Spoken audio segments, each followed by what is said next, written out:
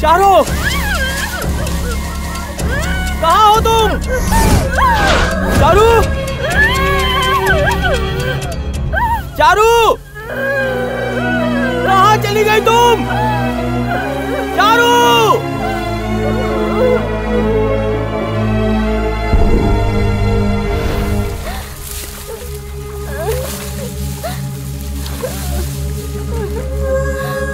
चारू, चारू, चारू, क्या हुआ तुझे? वो कहाँ गई, उसके साथ क्या हुआ होगा, ये सोचने तक सब कुछ खत्म हो गया था। हमारे खेत में काम करने वाले लोगों ने ही उसकी इज्जत लूटी थी।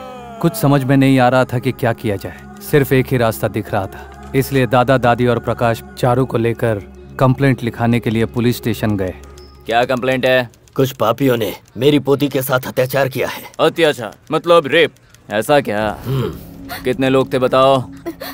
हाँ, 6 लोग थे सर। 6 लोग थे? तूने देखा क्या?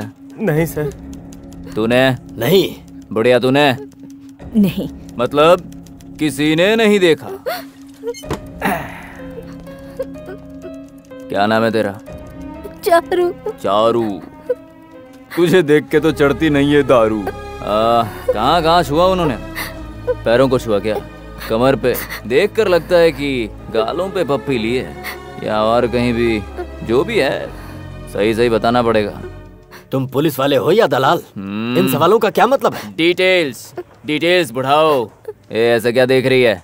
बता, कितने लोगों ने हाथ पकड़े, कितनों ने पैर पकड़े? 2 ने हाथ पकड़े थे और 2 ने पैर। और वो 5वें ने? ओ, समझ गया, छोड़। मतलब उन 5 ने मिलकर ही कहाँ जख्मी किया? बता नहीं सकती क्या? ओह, बहुत मजे लिए उन्होंने। सब कुछ बताने के बाद भी उस इंस्पेक्टर ने कंप्लेंट लिखने से इनकार कर दिया और सबको वहां से लौटा दिया। फिर जब दूसरे दिन वो वहां गए तो फिर से वही सवाल किया कि सब कुछ डिटेल में बताओ।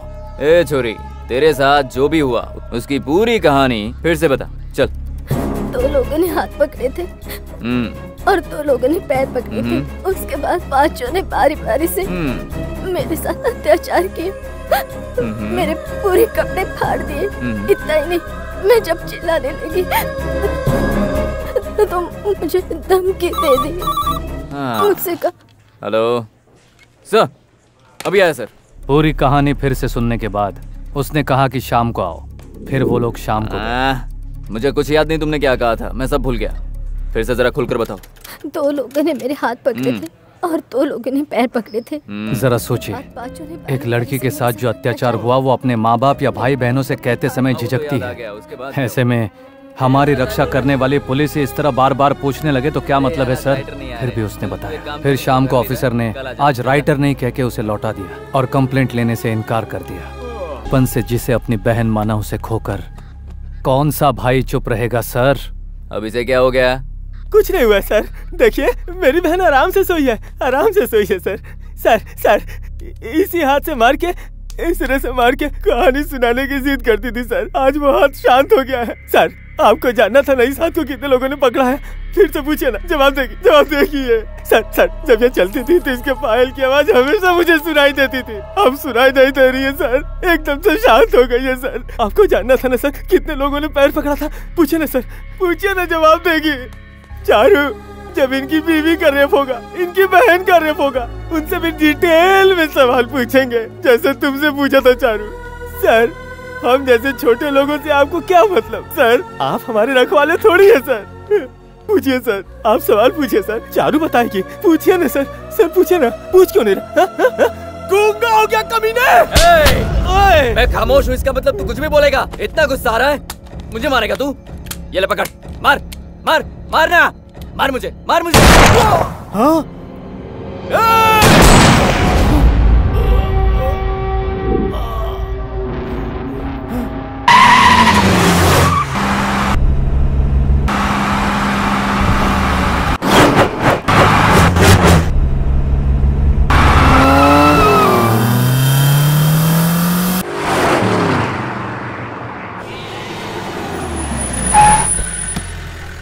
यहाँ पर गाड़ी क्यों रोक दी? दादाजी, यहाँ का जो खाना है ना वो बहुत ही लजीज है, चलिए खा लेते हैं। दादी, मैंने बहुत सारी फिल्में देखी हैं, लेकिन आप दोनों के जैसी जोड़ी आज तक नहीं देखी। अच्छा, आप दोनों आराम से खाना खाइए, मैं बस 5 मिनट में आता हूँ। बस यूँ गया और यूँ आया। कहाँ है वो? यही आया था ना।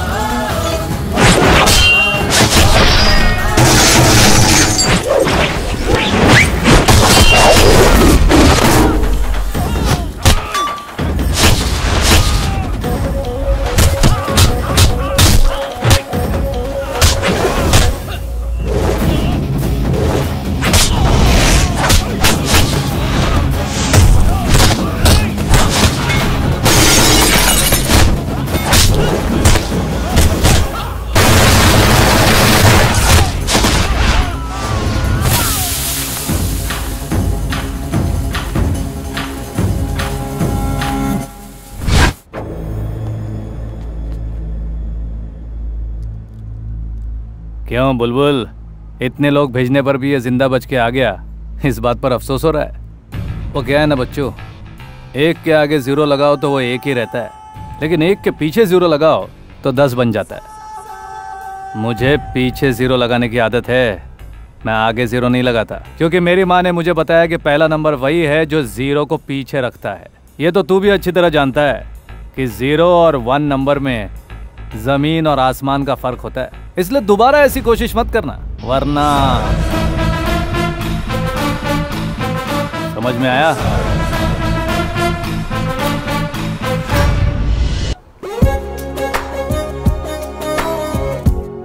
कल घोड़ों के साथ भाग रहे थे, आज क्यों अकेले भाग रहे हो? कल तुम 2 लोग आए थे, आज तुम अकेले ही आई हो, क्या वजह है? कल तुमने कहा था ना तुम्हें लड़कियां साड़ी में बहुत खूबसूरत लगती हैं, उनकी चूड़ियां अच्छी लगती हैं, इसलिए ट्रेडिशनल तरीके से आज सच कर आई हूँ। रात भर जग कर प्रैक्टिस की है, तब कुछ रिजल्ट आया है। उम्मीद है तुम्हें अच्छा लगा होगा।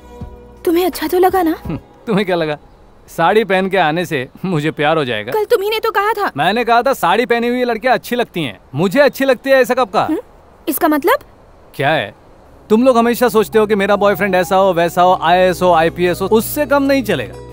तो फिर मैं भी लड़की के बारे में जाने बिना ऐसे कैसे प्यार कर सकता हूँ? मैं तुम्हें अपना नाम, बायोडेटा सब कुछ बता चुकी हूँ। बस नाम बताने से प्यार हो जाएगा? मेरी गर्लफ्रेंड किसी रानी जैसी दिखनी चाहिए, सपनों में आनी चाहिए, पागलपन हो, दीवानगी हो, दिल में बसनी चाहिए, सुख दुख की बातें करनी चाहिए, बार बार परेशान करना चाहिए, ऐसी ही मेरी ख्वाहिशें हैं।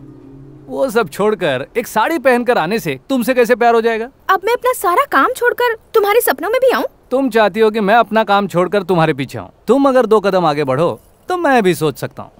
अगर मेरे दिल में बसना चाहती हो तो थोड़ी मेहनत तो करनी ही पड़ेगी।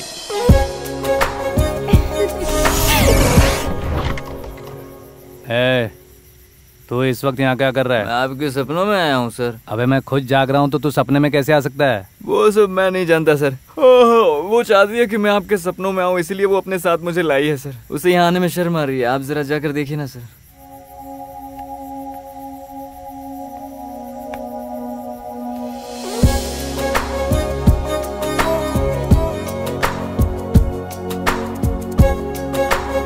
तुम्हारे सपनों में आई हूँ मैं।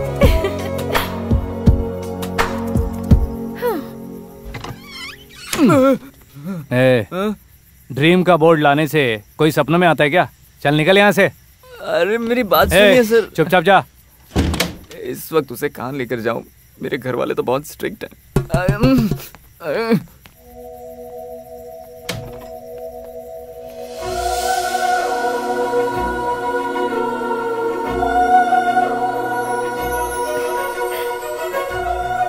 पूरा ड्रीम गेटअप है तुम्हारा दिल जीतने के लिए।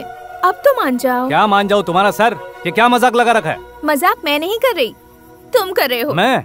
तुम ही कर रहे हो। इल्जाम मुझ पर लगा रहे हो। और जो तुम मेरे सपनों में आते हो, रात भर में तुम्हारा टॉर्चर झेलती हूँ, पता है? मैं तेरे सपनों में कब आया? दोबारा सपनों में आओ तब बताऊंगी। माँ ने तुम्हें पाला और बाप ने सही राह दिखाई। मेहनत से पढ़ने लिखने के बाद ऑफिसर बने तो गवर्नमेंट ने तनख्वाह दी। हम हमें पालने वाली माँ के प्रति जितने वफादार होते हैं, क्या हम सब अपनी ड्यूटी की तरफ उतने ही वफादार हैं? सर, हम अपनी ड्यूटी में वफादार हैं सर। पूरी ईमानदारी से अपना फर्ज निभाते हैं सर। मिस्टर अशोक। सर, मेरे एरिया में कोई प्रॉब्लम नहीं है सर। हम सभी लोग ईमानदारी से अपना काम कर रहे हैं सर। नेक्स्ट। सब कुछ परफेक्ट है सर। नेक्स्ट। मेरे एरिया में कोई कंप्लेंट नहीं है sir. Mister Bali. Yes sir. Okay sir. बोलिए मैडम। साहब मैं बाबू नगर से आई हूँ। मेरी बेटी की शादी हुए 1 हफ्ता भी नहीं हुआ साहब। कुछ बदमाश बाइक पर आए और इसका मंगलसूत्र और हार छीन कर ले गए साहब। मैंने ITIL से पढ़ाई की है। मेरी माँ को कैंसर है सर। अपने घर में सबका पेट भरने वाला मैं अकेला ही हूँ। कमाने का एक ही रास्ता था मेरा ऑटो, वो भी किसी बेरहम ने चोरी कर लिया। मैं ज्ञान भारती से आया हूँ सर। एक साइकिल के लिए मैंने सरकार को कई बार अर्जी दी है सर, पर नहीं मिली। मेरे जन्मदिन पर मेरे सारे दोस्तों ने मिलकर मुझे तोहफे में एक साइकिल दी थी सर। कल रात को वो साइकिल चोरी हो गई सर।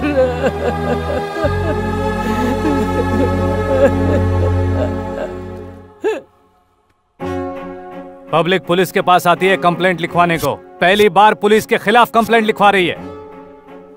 मैं माफी मांगता हूँ। अपने डिपार्टमेंट की तरफ से मैं शर्मिंदा हूँ। इनसे आपको दोबारा शिकायत नहीं होगी, ये मेरा वादा है। आप जा सकते हैं।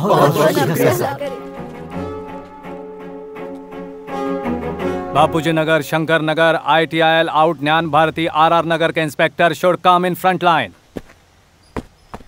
Remove your cap.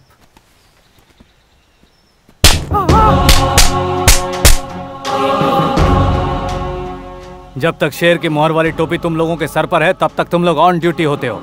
और जब वो तुम्हारे हाथों में आती है और मेरा हाथ तुम्हारे गाल पर पड़ता है, मतलब तुम ड्यूटी भूल चुके हो। अब हर एरिया में 2-2 बीट चौकी बनाओ और जो भी कंप्लेंट आए, उस कंप्लेंट को उसी चौकी में बैठकर निपटाओ। भूले भटके अगर कोई भी केस मुझ तक आया, तो तुम्हारी ये कैप मेरे हाथ में होगी और मेरा दायां हाथ तुम्हारे गाल पे होगा। Is that clear? Yes, sir.